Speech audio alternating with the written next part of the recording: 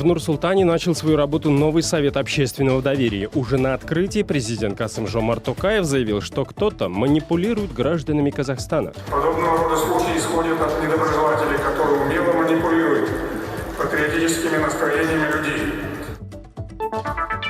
Соцфонд Кыргызстана обвиняют в расточительстве казенных денег. Директор соцфонда утверждает, что чиновники экономят изо всех сил. У нас работают 147 человек, и мы обслуживаем 651 тысячу пенсионеров.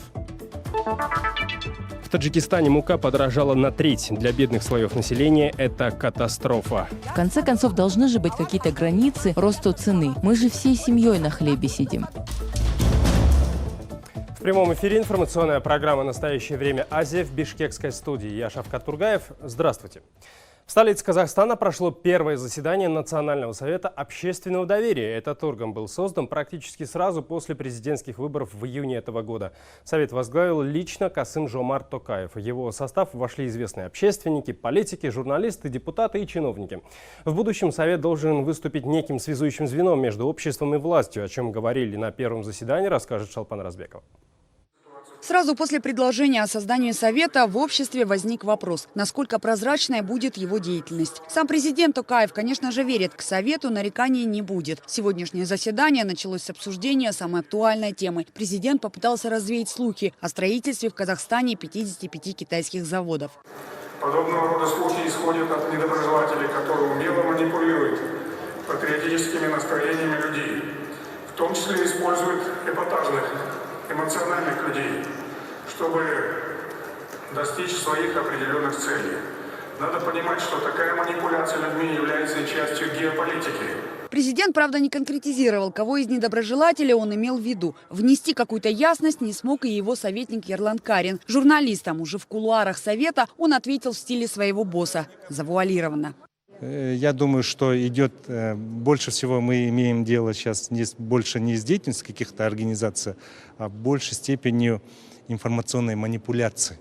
Манипуляции каких-то информаций, их там намеренной подачи, манипуляции общественного мнения, попытки там нагнетания или там столкнуть там власть и общество. Во время выступления Токаев периодически напоминал о своем недавнем послании народу Казахстана, словно хотел дать понять вошедшим в состав Совета, каких именно результатов он от них ждет. А обществу напомнил, что сидеть на шее у государства никому не позволят. Государство обязано слушать своих граждан, и главное слышать их. Государство для граждан. Оно должна быть эффективной в том смысле, что распределение доходов государства должно стать более справедливым. Однако мы не допустим иждивенчества. Такая болезнь отрицательно влияет на менталитет. Далее дали слово членам Совета. Они затронули вопросы политической модернизации и социально-культурной сферы. Все сказанное – всего лишь предложение. Однако одна конкретная инициатива все же прозвучала. Конечно, критика нужна. Без критики никакое движение вперед невозможно. Но сейчас нашей власти прежде всего нужна помощь. Мир становится ужасно агрессивным, понимаете? Если мы не быстро на ноги не станем сильным, нас растопчут.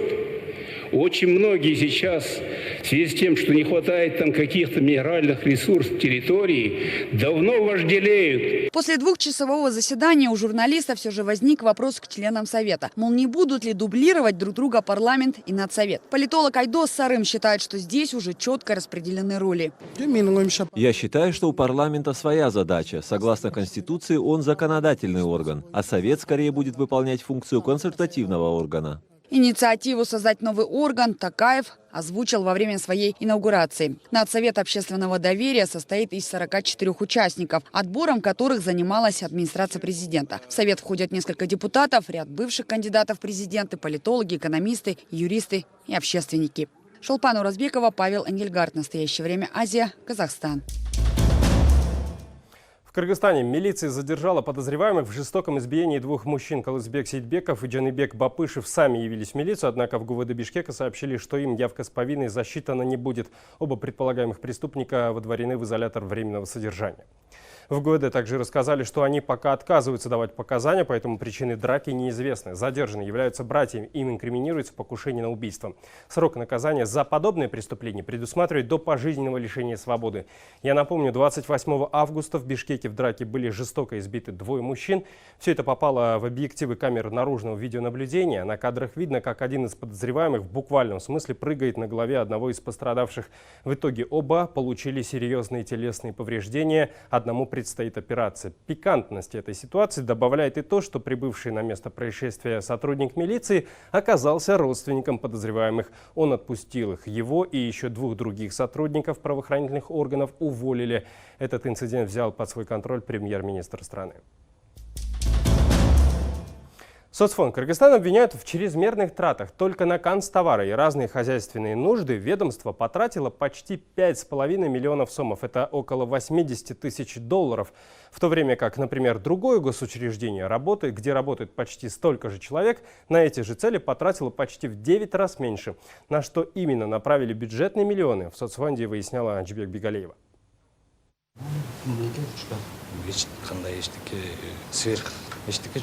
Золотыми ручками, говорит Медар Ирсалиев, в соцфонде никто не пишет. Канцелярские принадлежности для ведомства, по его словам, покупают самые обыкновенные. В расточительстве, как он считает, его обвиняют представители желтой прессы. У нас работают 147 человек, и мы обслуживаем 651 тысячу пенсионеров. Поэтому сравнивать нас с Кыргызпатентом некорректно. Они не обслуживают такого количества людей. Несколько дней назад ресурс «Факт-чек» опубликовал материал, в котором говорится, что соцфонд тратит на свой аппарат вдвое больше денег, чем другие ведомства с таким же штатом. По некоторым статьям расходы соцфонда едва ли не в 10 раз больше, чем у других структур. Ирсалиев считает, что журналисты все неправильно посчитали. Они не учли обслуживающий персонал. Это, например, сторожи. Им тоже нужны условия. Постоянно должна работать сигнализация. Все камеры наблюдения должны быть в рабочем состоянии все время. К тому же аппарат сидит в 3 разных зданиях, по разным адресам. Может, если бы все сидели в одном здании, расходов было бы намного меньше. Но больше всего денег, говорит Ирсалиев, уходит на бумагу. Например, для конвертов выписок, которые получают около 2 миллионов людей, по его словам, покупают специальную, дорогую импортную бумагу. В основном все расходы идут на бумагу, картриджи, тонеры. На ручки уходит не так много денег. Уходит на степлеры и разные виды бумаги. Чтобы наглядно показать это, председатель соцфонда ведет нас на склад. Вот эти кипы бумаги, по его словам, стоят миллионы сомов. А если быть точнее, по данным «Факт-чек», на канцелярские, хозяйственные товары и офисное оборудование соцфонд тратит примерно 5,5 миллионов сомов. Это почти 80 тысяч долларов. Но журналист, которая написала этот материал, говорит, что бумага вовсе не главная статья расходов соцфонда. Бросается в глаза то, что закупаются хозяйственные маломощные средства на миллион сомов, да, и офисное оборудование, неоднократно покупается мебель, расходные материалы для оргтехники, которые чередуются. Асель показывает данные с сайта госзакупок. Вот ведомство ремонтирует принтер почти за 4,5 тысячи долларов в апреле. Потом в августе на ремонт оргтехники выделяется еще 148 тысяч сомов. Это чуть больше 2 тысяч долларов. Через месяц на эту же статью расходуется почти 5 тысяч долларов. В других ведомствах примерно с таким же штатом, а это около 150 человек, таких расходов по подсчетам журналистов не было. Сколько можно покупать мебель, да, допустим? Ты же не будешь каждый год покупать. Человек же не будет каждый год. Это за год, да. Это они год по ремонту сделали. Ремонт тоже я не учитывала. Ремонт. Вот специализированная бумага, кстати. Вот у нас специализированная бумага на 3 миллиона. Прием, пересылка, доставка заказных отправлений, сложение пенсионных дел, да, услуги по приему, пересылке. Мы это все не учитывали в материале. Взяли только вот статьи расходов, которые сродни, допустим, и в других ведомствах тоже. Это принтеры, офисное оборудование, канцелярские товары, хозяйственные товары. На покупку бумаги, в том числе специальная заграничная, о которой упоминал чиновник, у соцфонда есть отдельная статья расходов, говорит Асель. Никаких законов в ведомстве не нарушают. Вот эти расходы в пределах бюджета. Просто речь, возможно, идет о расточительстве. Даже если это доказать, никакого результата не будет. Честно, за мою память не было такого, чтобы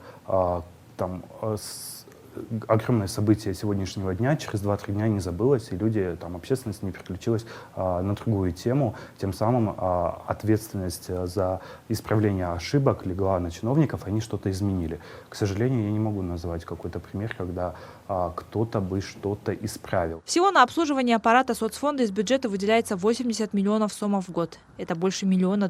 По словам Асель Соромбаевой, ведомство иногда просто не успевает потратить эти деньги. Джубек Багалиева, Азат Антымаков. Настоящее время. Азия. Бишкек, Кыргызстан. Семья беглого президента Кыргызстана Курманбека Бакиева не выводила средства из Кыргызстана после 2010 года. Деньги якобы были украдены временным правительством. Такими мыслями с журналистами кыргызской службы «Радио Свобода» Азаттык поделился Алексей Елисеев.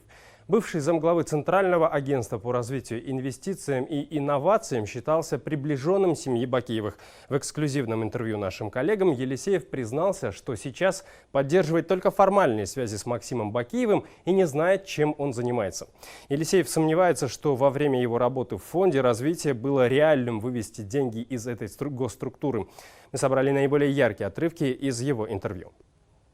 Это исключительно государственные органы, государственная собственность. Они не могли быть ни деньгами, ни структурами семьи Бакиевых. Они были государственными институциями.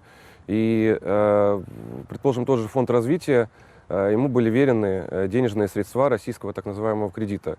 И все эти денежные средства российского кредита, они на момент госпереворота 7 апреля находились в Национальном банке Кыргызстана, о чем у меня, слава богу, имеется до сих пор оригинал справки. Эти деньги, они были похищены временным правительством.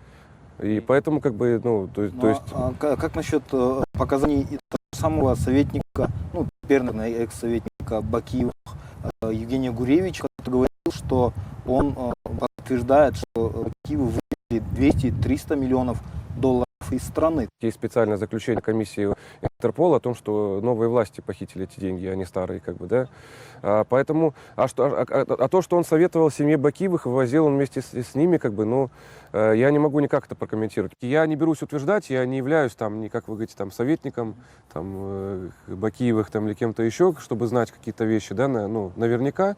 Но в моем понимании Бакиевы скорее заводили какие-то активы, какие-то инвестиции в Кыргызстан, а не выводили, да? После 2010 года. Не знаю, если они смогли вывести, то, наверное, тогда, во-первых, эти новые власти оказались, никчемными, да, что не смогли это отследить. А во-вторых, наверное, за 9 лет все-таки были бы какие-то более значимые обвинения и процессы, чем, как вы сказали, заявление какого-то Госдепартамента США о том, что мы будем через 9 лет что-то искать, да. Через 9 лет любые деньги, они пропадают, и найти их следы, практически невозможно, да. Ага. Алексей, в последнее время в кыргызстанских СМИ часто упоминалось ваше имя, но оно не связано было с Бакиевыми, оно было связано больше с лицензией, с вашей лицензией адвокатской. Оно упоминалось в деле экс-генпрокурора Аиды Соляновой. Почему лицензия была важна для вас? Эту адвокатскую лицензию получил в 2002 году. И с тех пор занимался адвокатской практикой достаточно, я считаю, успешно. Придя на государственную службу в конце 2009 года, я, соответственно, по закону попросил Министерство юстиции ее приостановить. Поскольку 7 апреля тот государственный институт, где я работал, был ликвидирован, фактически перестал существовать, то есть, соответственно, моя государственная служба прекратилась. И я намеревался продолжить свою адвокатскую практику. Причем я ее намеревался продолжать в Кыргызстане. Находясь в Вашингтоне 7 апреля, увидев, что там просто к власти пришли бандиты, поддерживаемые российским спецназом и специальными службами, совершили этот госпереворот, но я не мог предположить, что это затянется так надолго, да, что эта система безвластия, система бандитизма, что она продлится, да. То есть, конечно, к концу, 2010 года мне было уже очевидно, что, я, не собираюсь жить в такой стране, где просто, не существует, никакой правовой системы. Аида Солянова, она могла не продлить эту лицензию? Нет, конечно, не могла. И это, по сути дела, автоматический процесс, он не требует какого-то специальных полномочий, компетенции. Можно ли тогда считать, что все судебные тяжбы, связанные с этой вашей лицензией, с возобновлением, как вы сказали, вашей лицензии, являются, наверное, просто поводом политической репрессии? В Кыргызстане любые судебные процессы в отношении любых политиков или государственных лиц, или даже любых граждан, это либо политические репрессии, либо, ну не знаю, сведение там каких-то коммерческих или личных счетов. А вы были лично знакомы с Аидой Соляновой? Нет, никогда. Был момент слабости, ну, я думал, что вот как бы пришло время отомстить, да, то есть хотел, конечно, ну, что-то сказать, описать, ну, легко же было сказать, например, что там, да, и как вы спрашиваете, я с ней знаком, там, как бы, да, или я там, не знаю, еще хуже, там, ее просил, да, там, или она там мне предлагала. Ну, как-то я не стал переступать через себя, да, как бы там, ну, потому что и так... Вас просили об этом? Был такой, значит, момент? Я, может быть, я скажу так, я мог сам этого захотеть, но не захотел, да. Смотрите далее в нашей программе. В Таджикистане мука подорожала на треть. Для бедных слоев населения это катастрофа. В конце концов, должны же быть какие-то границы росту цены. Мы же всей семьей на хлебе сидим. Мы продолжаем выпуск. Во время вчерашних взрывов в Кабуле погибли по меньшей мере 12 человек, в том числе американские и румынские военнослужащие. Десятки получили ранения. Точное количество пострадавших уточняется. Взрыв прогремел накануне в центре Кабула, в районе, где расположены посольства, правительственные здания, штаб-квартира НАТО и афганская редакция «Радио Свобода». Ответственность за взрыв взяло на себя радикальное движение «Талибан». Это уже третий взрыв в Кабуле на этой неделе. 2 сентября в столице Афганистана прогремело 2 взрыва. Тогда погибли 5 гражданских, еще 50 получили ранения. Ответственность за взрывы также взяли на себя талибы. Атаки происходят на фоне информации, согласно которой официальный Вашингтон и движение «Талибан» приблизились к заключению соглашения о завершении войны, которое продолжается в Афганистане вот уже почти 18 лет. Когда я услышала взрыв, я была в машине вместе со своими сыновьями. Один из них был ранен в лицо. Мой брат, который вел машину, также получил ранение в шею. И я не знаю, что с ним случилось дальше. В Таджикистане почти на 30% подорожала мука. Для таджикистанцев мука – главный продукт потребления, так что такой скачок цен бьет по каждому. Особенно по бедным слоям населения, которые живут практически на одном хлебе. С чем связано подорожание и что делают власти, чтобы помочь людям, расскажет Анушервон Арипов. В Таджикистане редко покупают муку килограммами, обычно берут сразу мешок или 2, поэтому и стоимость на рынках считают за 50-килограммовый мешок. Домашний хлеб пекут почти все, и бедные, и богатые. Правда, для самых незащищенных слоев населения резкое подорожание муки – это катастрофа. За 2 недели цена скакнула 2 раза по 15%, и сегодня мешок стоит в среднем $20. Это при том, что 17% населения Таджикистана, по данным Всемирной продовольственной программы ООН, выживают на 85 центов в день. Сначала цена скакнула на 20 сомони до 185. Сегодня уже 205-210 сомони за мешок муки. Это очень дорого. В конце концов, должны же быть какие-то границы росту цены. Мы же всей семьей на хлебе сидим. Я был с утра на 3 рынках, искал муку подешевле. Везде все очень дорого. Средняя цена сейчас в районе 200 сомони. У соседей в Узбекистане мешок стоит 90 сомони, а у нас 200. Ни по каким экономическим законам такого быть не должно. Еще в 10-15% была бы понятна разница. В компаниях по переработке зерна говорят, что цены выросли из-за неурожая в Казахстане. Эта страна практически полностью покрывает нужды Таджикистана в зерне и муке до 1 миллиона тонн ежегодно. Муку наше предприятие, как и все, закупает в Казахстане. Обычно она дешевле в сентябре, но не в этот раз. Не урожай. Мы вынуждены повышать цену на муку. Страна полностью зависима от поставок муки и зерна из Казахстана. На всех муниципальных рынках столицы и на специальных ярмарках муку можно купить по старым ценам. В столичной администрации таким образом хотят поддержать малоимущие слои населения. Но жители других районов страны лишены такой возможности. Им за недорогой мукой нужно ехать в столицу.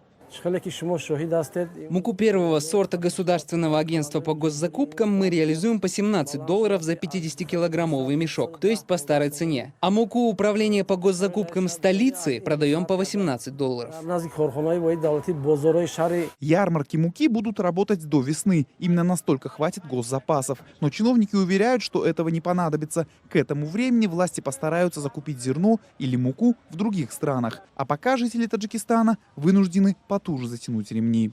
Анушервон Арипов, Насим Исамов. Настоящее время Азия. Житель Алайского района Абдилазиз Шапаков 20 лет занимался резьбой по дереву. В последнее время он увлекся высечением на камне. У него есть мечта открыть музей кыргызского искусства. Подробнее в материале радио Азаттык.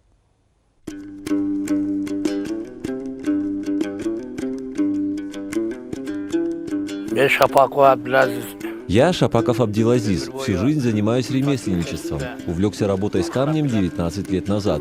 До этого я 20 лет работал на стройке. Уже имел опыт.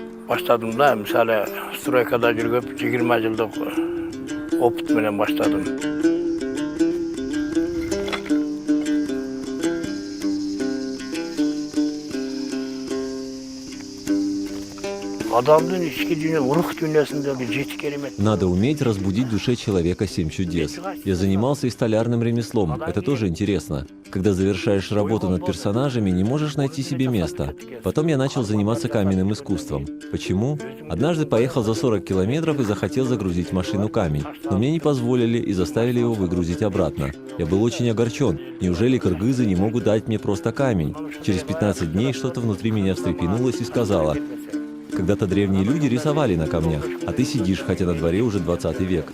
Тогда я и втянулся в это. Почему я должен просто сидеть? Вот и занялся каменным искусством.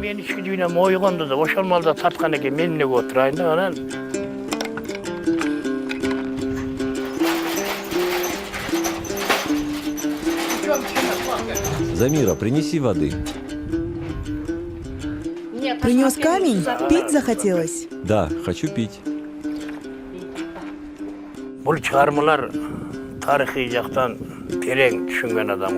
Эти изделия для людей, которые глубоко понимают историю. Сейчас же многие люди ничего не знают о горных козлах и снежных барсах. Не знают и медведей, разве что видели их в зоопарках. Наши предки кормились за счет них.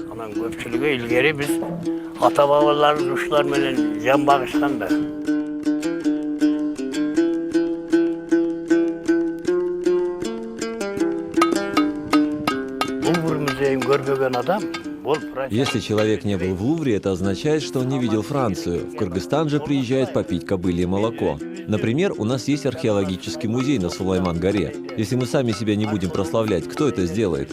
Если человек посетил музей однажды, он же не будет прославлять его. Только в одном Нью-Йорке 2000 музеев. Но у нас же не так. Я уже 6 лет хочу построить музей. Обращался к 2 президентам. Я обил все пороги. Может, они и правы, может, у них такой уровень образования. Я их ни в чем не виню, но кыргызское искусство страдает.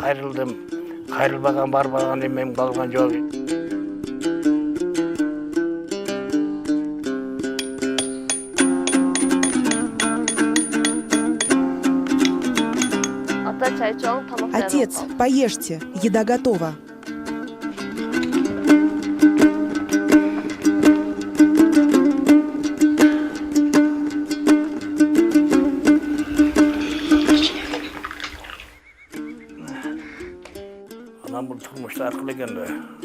Жизнь-то разная, могут тебе сказать. Сидишь в деревяшках ковыряешься, лучше бы деньги зарабатывал. Сейчас деньги ставят превыше всего. Много людей обращаются с просьбой продать, но я не хочу продавать. Построить музей, вырастешь и будешь там работать.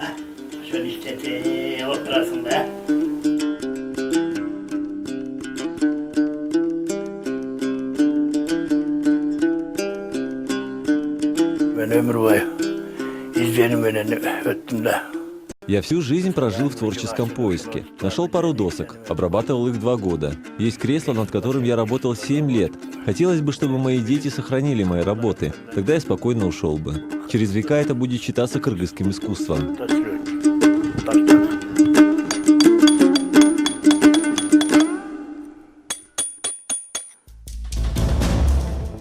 Это были все новости, о которых мы хотели вам рассказать. Мы встретимся с вами уже в понедельник. Я желаю вам приятных выходных, всего доброго и до встречи в эфире на канале «Настоящее время» программа «Азия».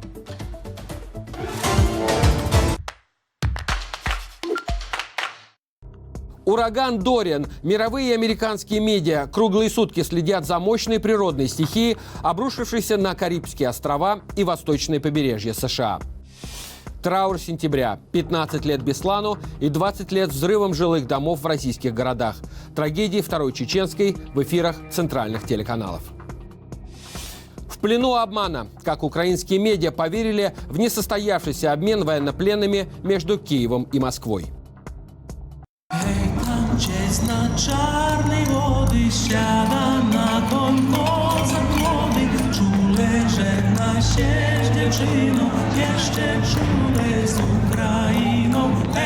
Это люди-невидимки.